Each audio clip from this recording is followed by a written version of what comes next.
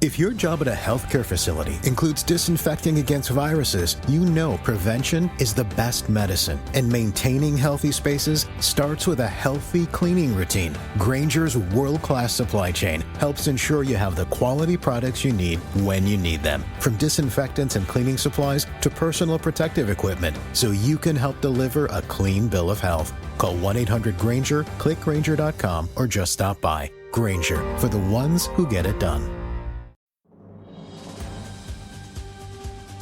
This episode is brought to you by Progressive Insurance. Fiscally responsible, financial geniuses, monetary magicians. These are things people say about drivers who switch their car insurance to Progressive and save hundreds. Because Progressive offers discounts for paying in full, owning a home, and more. Plus, you can count on their great customer service to help you when you need it, so your dollar goes a long way. Visit Progressive.com to see if you could save on car insurance. Progressive Casualty Insurance Company and Affiliates. Potential savings will vary. Not available in all states or situations. Folks, football is back, and BetOnline remains your number one source for all your football betting needs this season. You'll find the latest odds, matchup info, player news, and game trends. As your continued source for all sports wagering info, BetOnline features live betting, free contests, live scores, and giveaways all season long. Always the fastest and easiest way to bet all your favorite sports and events like MLB, MMA, tennis, boxing, and even golf. Head to betonline.ag, that's betonline.ag, to receive your 100% welcome bonus with your first deposit. Make sure you use the promo code BELIEVE, that's BLEAV, to receive your rewards. BetOnline, where the game starts, and also BetOnline sponsors the Bossman Show on your radio. All right, folks, back on the Bossman Show. Friend of the show, Scott Agness from Fieldhouse Files, a great site to follow your Pacers. Scott, what's up, man? Good to talk to you again, brother. Yes, good to be on with you back in our lives, right? No doubt. Yeah, let me get my mic. That's some stupid. Can you hear me now, Scott? Yeah, but my stuff just switched over. Hold on. Okay. Did you sound better now? Is that what it was? Yeah, I sound better now because I was muted. Because my mic went stupid on me. Okay. All right. Sorry. Yeah. Let's start you're over. Good, brother. You're good, man. Hey, technology was Zoom, man. It's all good. So, Scott, I saw you posted year 11 for you covering the Pacers. Same for me, Atlanta Hawks, brother. When I started 2012, 13th season. It's about 11 years as well. So, we're both doing this 11 years. Exactly. Can you believe it's been 11 years for you, man? Not really. It's funny to consider the different iterations. It's nice to be in full training camp mode, whereas last year we were in mass. The year before that, it's all remote. And all that different kind of thing. And so now it'll be interesting to see then now moving forward how the league is covered once again. We'll get back into the locker rooms. Pacers' first 2 preseason games on the road, so I won't experience that again until next week when they're home for a couple preseason games. But I think that's very important for us, but even more so for the fans. And so it's nice to get back to a little bit of a feeling of regularity, and even more so, man, to have that regular schedule back. Because it felt like we just jammed like 4 seasons into 3 years. Yes, indeed, man. And like you said, man, getting to know the guys in the locker rooms was good for you and I both for our jobs, man, because to know the guys, the coach know who you are. Like, it took a while for Nate to realize who I was. You know what I'm saying? After it was on Zoom so much, like, oh, Jay, I'm going to see you. Yeah, it's like it's crazy, man. But getting back to the gym, seeing players and coaches again, man, so much fun, man. And for you, man, I feel like you guys are where the Hawks were a few years ago, where it's player development, young guys. So how does it feel to see these young guys get better, compete with Rick Carlisle, Lloyd Pierce, all those guys, so to coach these guys up, Gerald Pargo, help these young guys become better players, help you guys down the road to compete in the East once again. So the East is very deep, as we talked about off the air.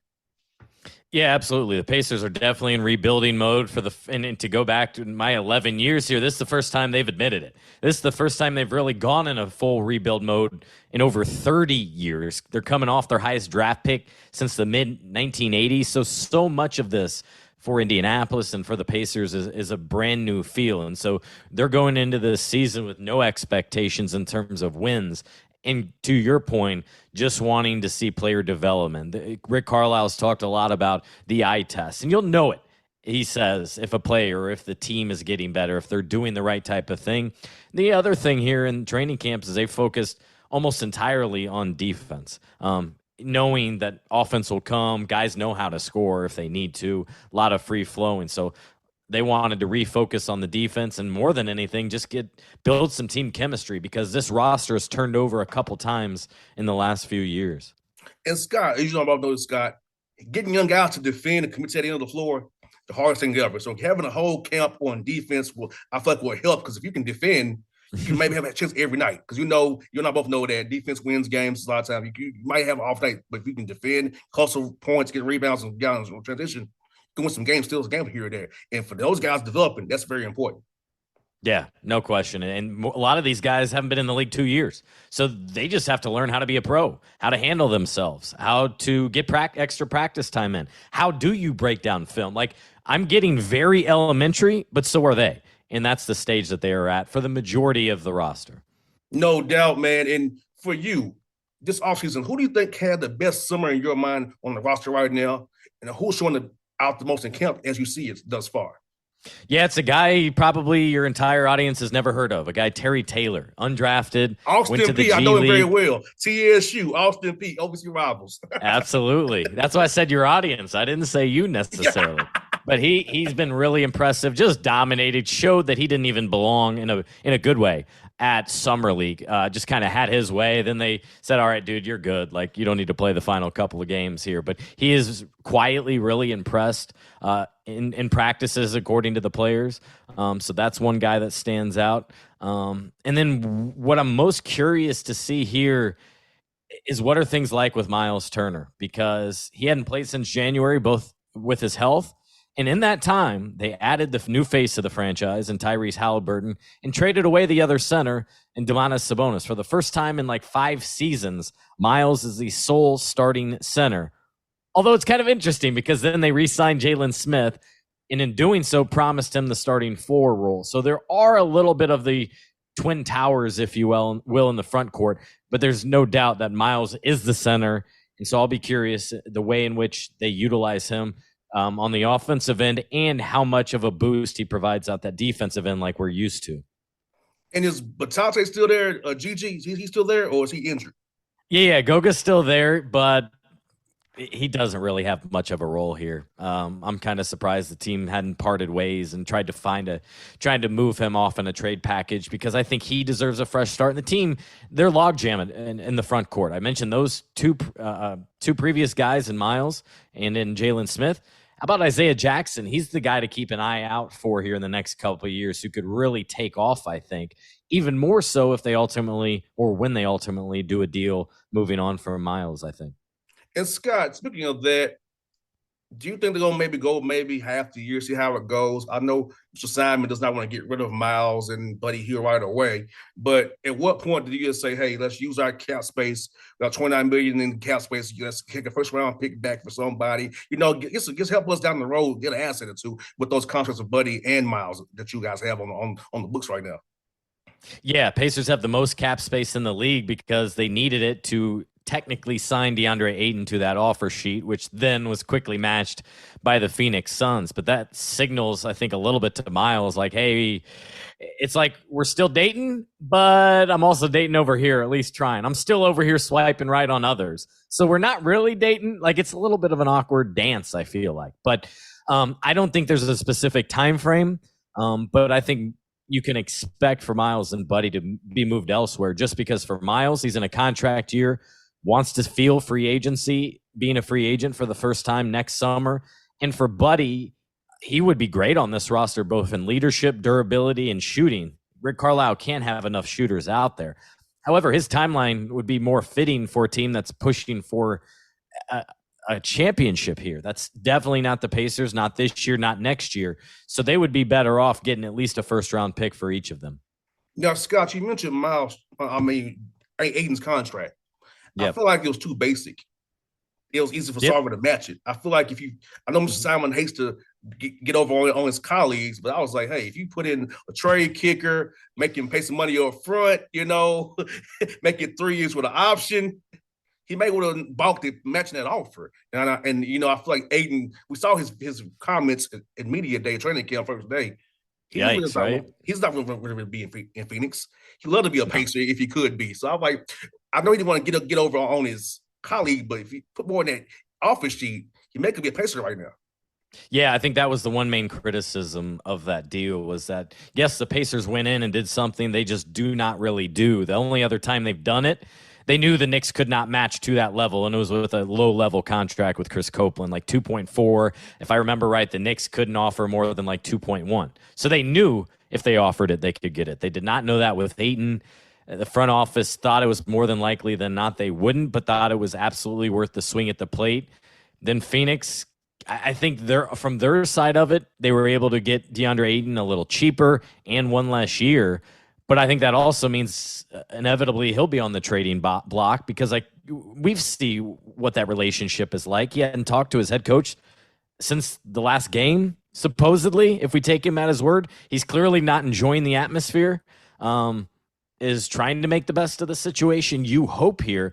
But that signals to me Aiden's open for business, and so the Suns have to be because they can't lose a guy like him for nothing down the road here. But that's several years.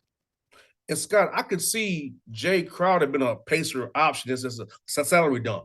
2 second-round picks for him. You use the cap space that you guys have to get you to the floor. Or the guys get a nice bonus at the end of the year, which the guys probably want that bonus. But I was deciding open roster spot you guys have, thinking maybe trade Crowder there and get some picks off of it. Yeah, that could be something you could consider. The one thing I always like to point out, though, is yes, while the Pacers are under the salary floor completely right now, there's also no rush. They have until the end of next June. So you could do a deal similar to this next June, maybe, when another team wants to get off a random contract. There's no way they will be under that floor. Teams just generally do not do that. I do think OKC did it, I want to say, this past year, but there's too many creative ways that front offices can work to take on a contract like that, get compensated, and for the same amount of money you'd be doling out anyway. But this gives them optionality, is the word Kevin Pritchard, the team president, likes to use. And Scott, we've been talking about these guys, Tyrese and Mathurin. Tell me about those two guys, man, and the future of those two young men, and Duarte too. I saw you posted a video with Duarte working out with General Pargo today. So talk about those guys as well, man. Yeah, all very bright, especially the first two. Actually, really, I'll throw Duarte in there. I just see guys that love the game. Like, they're in there for practice, and then they'll be posting at night like, I'm back at the gym. They don't want to miss time. They don't want to lose. And those are all characteristics that the Pacers targeted. That they want guys that just love the game and put everything into it, less about branding and all that, which we've seen in the past with several guys, and it's inevitable for many guys. But especially let me focus on Tyrese Halliburton because he admittedly is the face of the team by the front office. He accepts it. He's only going into year 3, by the way. So he has things he hadn't experienced as an NBA player, the main one being he hasn't played in even a playoff game just yet. And that's why the Pacers and that roster need veterans. They need guys like that to be able to lean on, whether it's a Buddy Hield, Miles Turner. They brought in Langston Galloway and James Johnson on non-guaranteed camp contracts. We'll see if either one of those or both are able to stick to start the season, for example. But Halliburton's the man. Yes, he does not have a great-looking shot. But guess what? Neither did Reggie Miller. And he's a Hall of Famer and probably the 3rd or 4th best shooter of all time in the league. So you don't get caught up in the how, as long as it goes in with the result there is something. But Tyrese Halliburton, he's the full package from what you're able to see with him on the court, off the court, in the locker room, in this community. He's really embracing them as much as Indy fans seem to be embracing him. No doubt, man. I love coming to Indianapolis, man. Said that the JW up there right off of Mass Ave when I go up there to the stadium, man. So it's always cool to come up there, man. Let me ask you about my guy, LP Lloyd Pierce. How's it been getting to know LP and having him as associate head coach Rick Carlisle, and what's he meant for those young players up there in Indiana, man? Yeah, so he's unofficially basically the associate head coach. Like when Rick missed a few games last year, he took over. Obviously, he has that head coaching experience from his time being in Atlanta, and I wouldn't be surprised if he's a head coach again in another couple years, quite honestly, getting another shot at it. He's proven to be a good coach and handles the locker room and those sorts of things. He's less so involved in player development, I think, than all the other assistant coaches. He doesn't do this advanced scouting like the other coaches because he's treated basically like another head coach out there. And so he's bringing ideas to Rick. He's listening and taking in the scout from the other assistant coaches, but then he's very much acting like a head coach in many ways. Rick's obviously the final decision maker and such, but he does work one-on-one with Miles Turner. That's the one guy he does still work with, kind of the veteran. And both of those guys kind of very level-headed. They got a good head on their shoulders, and I really like LP. We don't get to see. This is the least amount of training camp practice because it's 0 that I've ever watched in my 11 years. Now I'm excluding the COVID year, but you can't. So therefore, I can't really describe what he or the other assistants are doing out there. Unfortunately, we're only let in when it's time for free throws and shooting. But no doubt, he has an active part in this team every single day. I miss him a lot. I love Nate, but I miss LP too. Because LP's close to He's a character. Yep. And we're both fans of the Raiders too, which is not yes. good. Oh, he'll let you know about that. yeah. Which is probably not a good thing right now, but we're Raider fans. Last one for you, Scott. You have a great story about Nate McMillan because I know a lot of people here trying to get to know him better. So, do you have any fun moments you want to share with us about Nate McMillan that we should know about here in Atlanta that we can kind of learn more about our head coach here? I don't know. I got many stories just because he was here for so long as assistant coach and then head coach. One of the small things, not even basketball related, was just kind of how he was behind the times a little bit. And that was something he had to adapt, let's say, as being a new head coach again. Before he was obviously known in his previous time with Portland as Sarge, laying down the hammer, it's my way or the highway, those sort of things. No cell phones on the bus, etc. Well, oftentimes I was talking with his son, Jamel McMillan, who's now as an assistant coach, obviously, and this probably was 5-7 years ago. But Nate had just gotten into texting, and he was using emojis now. And so that was a big accomplishment for Nate. Was not only was he texting, but he was using emojis now. So he has come along from a guy that would ban cell phones on the team bus to a guy that could reply briefly with just emoji. No doubt. I love Coach McMillan. He's a great guy.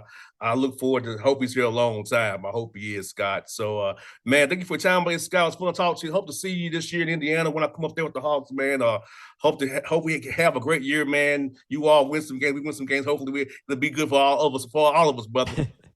All right, sounds good. Thanks for having me on, man. Hey, see you, brother.